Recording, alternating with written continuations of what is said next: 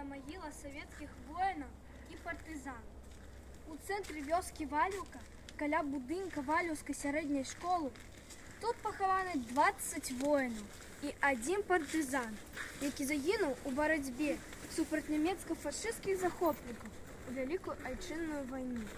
Сярод пахаваных 15 воинов 169-й стралковай рагачоўскай дывізіі 40-го стралковага корпуса 3-й арміі 2-го Беларускага фронту, што загінулі 8 ліпеня 1944 года при вызваленні вёскі ад акупантаў. У 1959 годзе на брацкай магіле пастаўлены абеліск.